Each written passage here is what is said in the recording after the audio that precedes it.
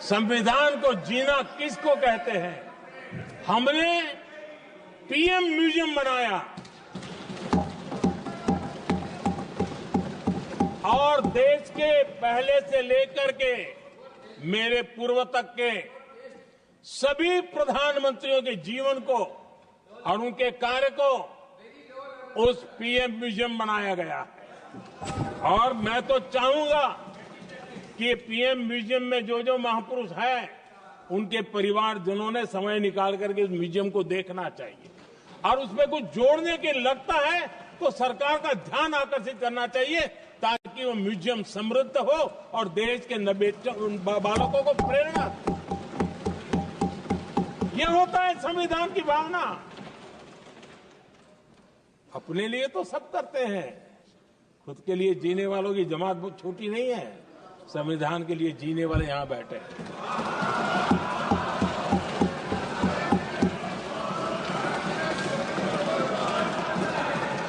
आदरणीय अध्यक्ष जी, जब सत्ता सेवा बन जाए तो राष्ट्र निर्माण होता है। जब सत्ता को विरासत बना दिया जाए तब लोकतंत्र खत्म हो जाता है।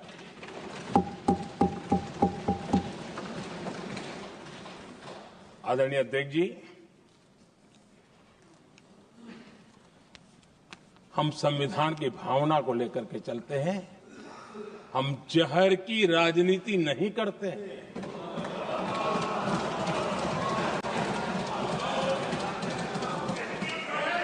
हम देश की एकता को सर्वोपरि रखते हैं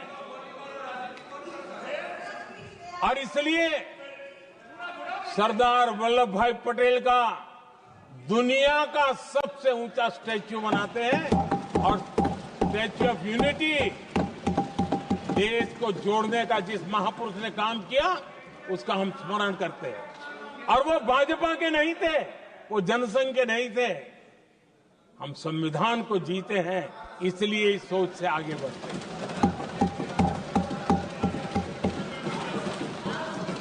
आदरणीय अध्यक्ष जी, ये देश का दुर्भाग्य है कि आजकल कुछ लोग अर्बन नक्सल की भाषा खुलेआम बोल रहे हैं।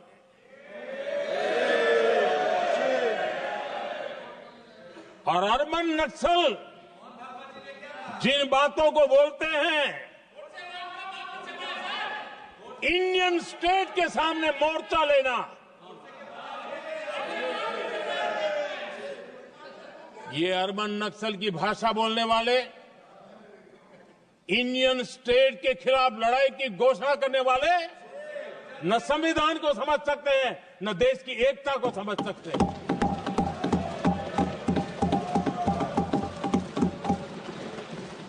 आदरणीय अध्यक्ष जी, 7 दशक तक जम्मू एंड कश्मीर और लद्दाख उसे संविधान के अधिकारों से वंचित रखा गया।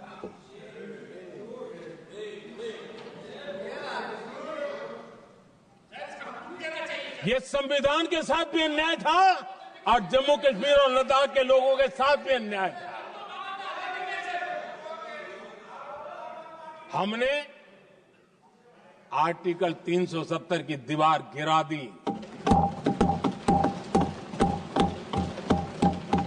अब जम्मू कश्मीर और लद्दाख के उन राज्यों को, देशवासियों को जो अधिकार हैं, वो अधिकार उनको मिल रहे हैं। और संविधान का महात्म्य हम जानते हैं, संविधान की भावना को जीते हैं, इसलिए ऐसे मजबूत निर्णय भी हम करते हैं। आदरणीय अध्यक्ष जी, हमारा संविधान हमें भेदभाव करने का अधिकार नहीं देता है। जो लोग संविधान को जेब में लेकर के जीते हैं, उनको पता नहीं है कि आपने मुस्लिम महिलाओं को कैसी मुसीबतों में जीने के लिए मजबूर कर दिया था। हमने ट्रिपल तलाक का खात्मा कर करके संविधान की भावना के अनुरूप मुस्लिम बेटियों को हक देने का काम किया है, समानता का अधिकार दिया है।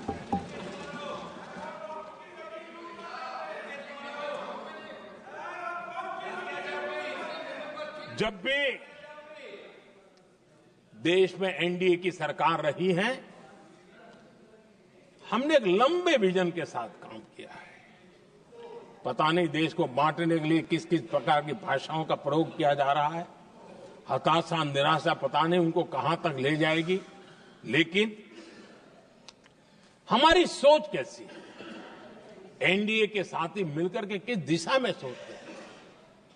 हमारे लिए जो पीछे है, जो आखिरी है, और महात्मा गांधी जी ने जो कहा था उसकी तरफ हमारा ध्यान ज्यादा है।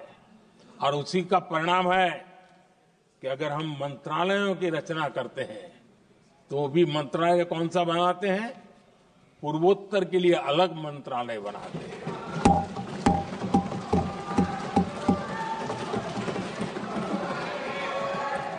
हम देश में इतने साल हो गए, अटल जी आए तब तक किसी को समझ नहीं आया था। भाषण तो देते रहते हैं, आदिवासियों के लिए अलग मंत्रालय एनडीए ने बनाया। आदरणीय अध्यक्ष जी, हमारे दक्षिण के राज्य समुद्री तट से जुड़े हैं, हमारे पूर्व के कई राज्य समुद्री तट से जुड़े हैं। वहां के समाज में फिशरीज का काम और फिशरमैन की संख्या बहुत बड़ी तादाद में है, उनका भी ख्याल रखना चाहिए। और जमीन के भीतर के छोटे पानी के जो इलाके रहते हैं, वहां भी फिशरमैन के रूप में काम करने वाले समाज के आखिरी तबके के लोग हैं। ये हमारी सरकार है जिन्हें फिशरीज के लिए अलग मंत्रालय बनाया।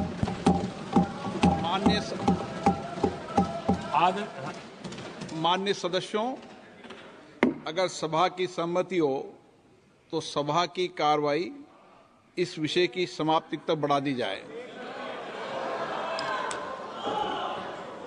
माननीय प्रधानमंत्री जी। आदरणीय अध्यक्ष जी, समाज के दबे कुचले वंचित लोग, इनके अंदर एक सामर्थ्य होता है। अगर स्किल डेवलपमेंट पर बल दिया जाए तो उनके लिए नए अवसर बन सकते हैं, उनकी आशा आकांक्षा के अनुरूप जिंदगी बना सकते हैं। और इसलिए हमने अलग स्किल मंत्रालय बनाया। आदरणीय अध्यक्ष जी, देश में लोकतंत्र का पहला धर्म होता है कि हम सत्ता को सामान्य से सामान्य नागरिक तक उसका अवसर मिले। और इस बात को ध्यान में रखते हुए भारत के कोऑपरेटिव सेक्टर को और समृद्ध बनाने के लिए और तंदुरुस्त बनाने के लिए देश के करोड़ों लोगों को जोड़ने का उसमें अवसर है। अनेक क्षेत्रों में कोऑपरेटिव मूवमेंट को बढ़ाया जा सकता है और उसको ध्यान में रखते हुए हमने अलग कोऑपरेटिव मंत्रालय बनाया। विजन क्या होता है ये यहां पता चलता है। आदरणीय अध्यक्ष जी, जाति की बातें करना कुछ लोगों के लिए फैशन बन गई है। पिछले 30 साल से सदन में आने वाले ओबीसी समाज के सांसद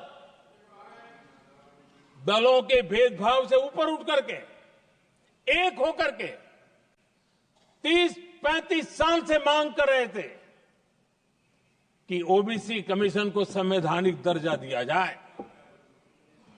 जिन लोगों को आज जातिवाद में मलाई दिखती है, उनको उस समय ओबीसी समाज की याद नहीं आई।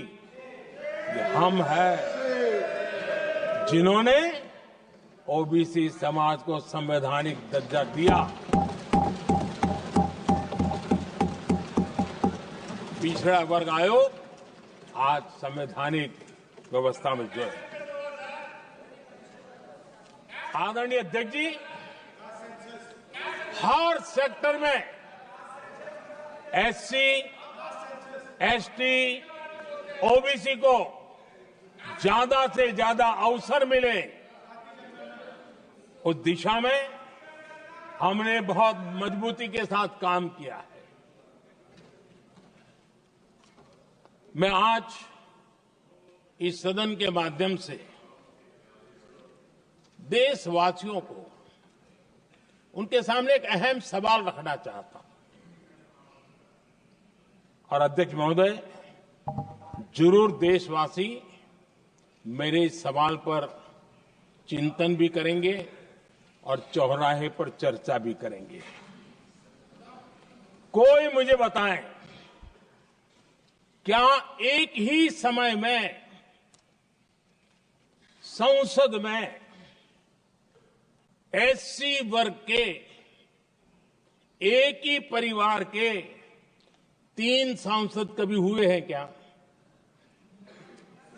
एससी वर्ग के एक ही परिवार के 3 सांसद कभी भी हुए क्या?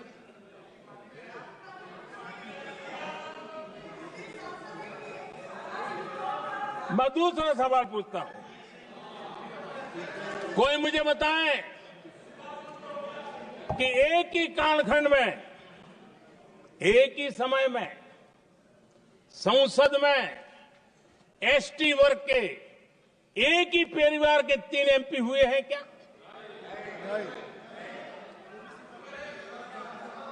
आदरणीय अध्यक्ष जी, कुछ लोगों की वाणी और व्यवहार में कितना फर्क होता है, मेरे एक सवाल के जवाब में मिलता है।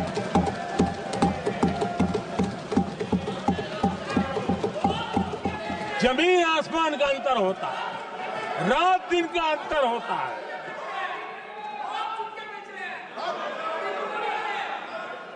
आदरणीय अध्यक्ष जी, हम एससी एसटी समाज को कैसे सशक्त कर रहे हैं,